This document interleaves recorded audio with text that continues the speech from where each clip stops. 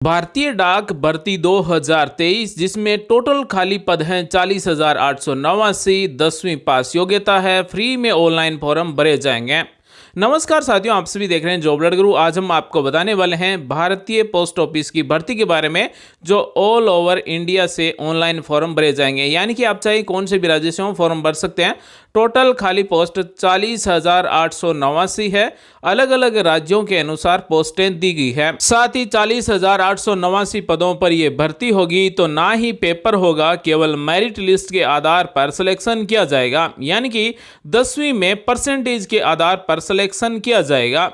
तो अगर आप भी इस भारतीय डाक भर्ती में शामिल होना चाहते हैं, ऑनलाइन फॉर्म फ्री में भरना चाहते हैं, तो आप फॉर्म कैसे भर सकते हैं। लेकिन उससे पहले हम आपको इस भर्ती के बारे में कुछ बता देते हैं। सबसे पहले हम बात करते हैं ऑनलाइन फॉर्म के बारे में। 27/1/2023 से लेकर 16/2/2023 तक ऑनलाइन फॉर्म भर सकते हैं। 17/2/2023 से लेकर 19/2/2023 तक आप अपने एप्लीकेशन फॉर्म में कोई भी भूलवंश अगर गलती हो गई है तो उसे करेक्शन कर सकते हैं, एडिट कर सकते हैं। अब हम बात करते हैं सैलरी के बारे में, यानी कि तनख्वाह महीने की कितनी दी जाएगी। तो भारतीय पोस्ट मैनेजर की तनख्वाह होगी 12,000 रुपए से लेकर 29,380 रुपए। इसी तरह से असिस्टेंट भारतीय पोस्ट मैनेजर या फिर डाक सेवक की सैलरी की हम बात करें तो 10,000 रुपए से लेकर 24,470 रुपए सैलरी होगी। इंडियन पोस्ट ऑफिस भर्ती 2023 में एज लिमिट की हम बात करें तो मिनिमम एज 18 वर्ष है और अधिकतम आयु 40 वर्ष है। यानी कि 18 से 40 वर्ष का कोई भी अभ्यर्थी ऑनलाइन फॉर्म भर सकता है, जिसमें SC/ST को 5 साल की छूट दी गई है, OBC को 3 साल की छूट दी गई है, EWS को छूट नहीं दी गई है। PWD यानी कि जो दिव्यांग है उनको 10 साल की छूट दी गई है। OBC में अगर दिव्यांग है तो 13 साल की छूट दी गई है। अब हम बात करते हैं एजुकेशन क्वालिफिकेशन की, यानी कि भारतीय डाक भर्ती 2023 में एजुकेशन क्वालिफिकेशन क्या चाहिए। तो यहां पर केवल और केवल 10वीं पास चाहिए। आपकी अगर 10वीं पास है तो आप ऑनलाइन फॉर्म भर सकते हैं। अगर आप SC/ST फीमेल या फिर दिव्यांग हैं तो बिल्कुल फ्री में फॉर्म भर सकते हैं। साथ ही अभ्यर्थी के पास कंप्यूटर नॉलेज भी होना चाहिए, साथ ही साइकिल चलाना भी आना चाहिए और लोकल भाषा का भी ज्ञान होना चाहिए। अब हम बात करते हैं कि इंडियन पोस्ट ऑफिस की भर्ती 2023 में शामिल होने के लिए या फिर ऑनलाइन फॉर्म भरने के लिए हमें कितने रुपए का पेमेंट करना होगा। तो यहाँ पर आपको केवल 100 रुपए का पेमेंट करना है। 100 रुपए का पेमेंट केवल पुरुषों के लिए है। पेमेंट आप net banking, debit card, UPI किसी से भी कर सकते हैं। अगर आप SC/ST फीमेल दिव्यांग हैं तो आपका फॉर्म बिल्कुल फ्री में भरा जाएगा। ऑनलाइन फॉर्म भरते समय हमें केवल फोटो और सिग्नेचर अपलोड करने हैं। फोटो की साइज मैक्सिमम 50 KB, सिग्नेचर की साइज मैक्सिमम 20 KB रखी गई है। अब हम बात करते हैं कि इस इंडियन पोस्ट भर्ती 2023 में सिलेक्शन कैसे होगा। तो इसमें किसी प्रकार का कोई भी पेपर इंटरव्यू नहीं होगा, केवल 10वीं के परसेंटेज के आधार पर मेरिट लिस्ट तैयार की जाएगी। ऑनलाइन फॉर्म भरते समय हमें 4 स्टेप कंप्लीट करना होगा। सबसे पहले रजिस्ट्रेशन करना होगा, उसके बाद में एप्लीकेशन फॉर्म भरना होगा, उसके बाद में हमें पोस्ट सिलेक्ट कर लेनी है, यानी कि आप कौन से जिले में फॉर्म भरना चाहते हैं। उसके बाद में अगर आप मेल हैं तो आपको 100 रुपए का पेमेंट करना होगा। अगर आप फीमेल हैं, SC/ST है, दिव्यांग है तो आपको कोई भी पेमेंट नहीं करना है। आपका फॉर्म डायरेक्ट सबमिट हो जाएगा। आइए हम आपको डिटेल से बताते हैं कि अगर हम इस भारतीय डाक सेवा 2023 में ऑनलाइन फॉर्म भरना चाहते हैं तो हम फ्री में कैसे भर सकते हैं या फिर पेमेंट करके कैसे भर सकते हैं।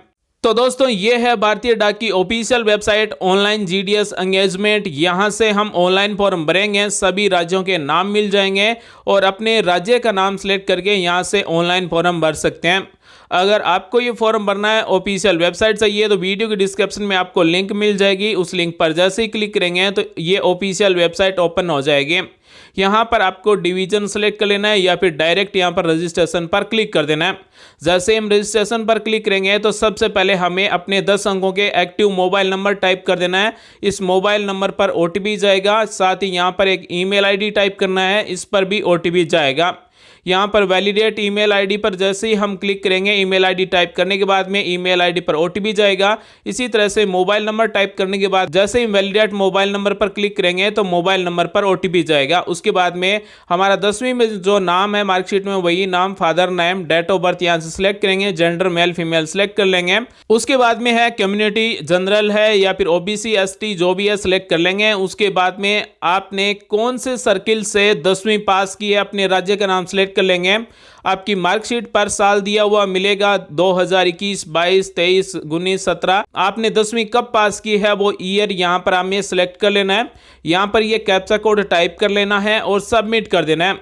जैसे ही हम सबमिट करेंगे तो रजिस्ट्रेशन का पहला स्टेप है वो कंप्लीट हो जाएगा। तो यहाँ पर हमने मोबाइल नंबर टाइप कर दिया, ईमेल आईडी टाइप कर दिया, वेरीफाई कर दिया है। उसके बाद में नाम, father name, date of birth, gender, community में ओबीसी, एससी, एसटी सिलेक्ट कर लिया है, स्टेट का नाम सिलेक्ट कर लिया है और उसके बाद में हमने 10वीं कब पास की वो यहाँ से सिलेक्ट कर लिया है। ये कैप्चा कोड टाइप कर दिया है, सबमिट कर दिया है।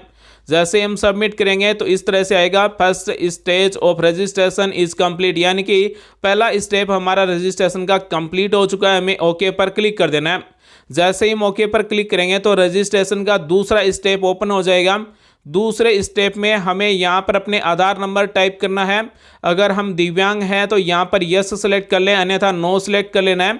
उसके बाद में हमें लैंग्वेज सेलेक्ट कर लेनी है। 12 नंबर पॉइंट्स हैं, जो भी हमने 10वीं में लैंग्वेज रखी है, चाहे वो इंग्लिश, हिंदी, मराठी, संस्कृत, गुजराती, जो भी हमारी भाषा है वो यहाँ से भाषा सेलेक्ट कर लेते हैं। तो हमने जो 10वीं क्लास की पढ़ाई की है वो कौन सी भाषा में की है वो भाषा यहाँ से सेलेक्ट कर लेते हैं।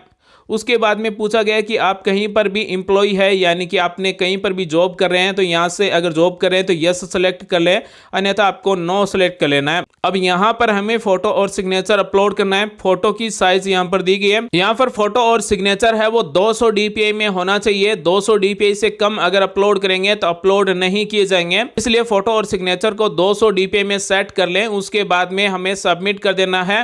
ये टर्म्स और कंडीशन सेलेक्ट करके दोबारा से सबमिट कर देना है। जैसे हम सबमिट करेंगे, हमारी डिटेल सब कुछ सही है तो हमें एक रजिस्ट्रेशन नंबर दिए जाएंगे। उसके बाद में हमें कंटिन्यू टू अप्लाई पर क्लिक कर देना है और ये रजिस्ट्रेशन नंबर भी हमारे मोबाइल नंबर पर मैसेज के माध्यम से चले जाएंगे। तो अभी तक हमारा रजिस्ट्रेशन कंप्लीट हो चुका है। अब हम ऑनलाइन फॉर्म भरेंगे। तो हमें कंटिन्यू टू अप्लाई पर जैसे ही क्लिक करेंगे तो हमें सर्किल के बारे में पूछा जाएगा, यानी कि आप जो ऑनलाइन फॉर्म भरना चाहते हैं वो कौन से राज्य से भरना चाहते हैं, उस राज्य का नाम हमें यहाँ से सेलेक्ट कर लेना है और सबमिट कर देना है। जैसे ही हम सबमिट करेंगे तो हमने जो मोबाइल नंबर इस फॉर्म में टाइप किए हैं उस पर OTP जाएगा। वो OTP यहाँ पर हमें टाइप कर देना है और ये कैप्चा कोड टाइप कर देना है और नेक्स्ट पर क्लिक कर देना है। जैसे ही हम नेक्स्ट पर क्लिक करेंगे तो इस तरह से अगला स्टेप ओपन हो जाएगा, यानी कि एप्लीकेशन फॉर्म ओपन हो जाएगा और यहाँ से एप्लीकेशन फॉर्म भरना स्टार्ट हो जाएगा। यहाँ पर जो भी अभ्यर्थी है उसका नाम, फादर नेम, सब कुछ डिटेल ऑटोमेटिक आएगी। यहाँ पर हमें एड्रेस टाइप करना है और उसके बाद में क्वालिफिकेशन डिटेल भरना है। तो यहाँ पर हमें रजिस्ट्रेशन नंबर मिल जाते हैं, कैंडिडेट का नाम मिल जाता है, फादर नेम मिल जाता है, कम्युनिटी मिल जाता है, डेट ऑफ बर्थ मिल जाता है, जेंडर क्या है, मेल फीमेल, वो यहाँ पर हमें मिल जाएगा। यहाँ पर हमें एड्रेस टाइप कर देना है। एजुकेशन क्वालिफिकेशन में हमने 10वीं कौन से बोर्ड से पास की है, बोर्ड का नाम यहाँ से सेलेक्ट कर लें। तो हमें अपने बोर्ड का नाम यहाँ से सेलेक्ट कर लेना है और उसके बाद में सेलेक्ट रिजल्ट टाइप, यानी कि हमारे रिजल्ट के टाइप में क्या है तो हम यहाँ पर मार्क्स सेलेक्ट कर लेते हैं। हमारे 10वीं में जो सब्जेक्ट के अनुसार मार्क्स दिए गए हैं वो मार्क्स यहाँ पर हमें भरने हैं, यानी कि 100 में से हमें कितने नंबर मिले हैं वो यहाँ पर हम टाइप कर देते हैं। 30, 40, 50, 60, 80, 90, 100 जितने भी नंबर मिले हैं वो एक एक करके हमें यहाँ पर टाइप कर देना है। और यहाँ पर थर्ड भाषा के बारे में पूछा गया है। हमारी जो भी थर्ड भाषा है वो यहाँ से सेलेक्ट कर लेंगे, नंबर टाइप करेंगे, सेव एंड कंटिन्यू पर क्लिक कर देंगे।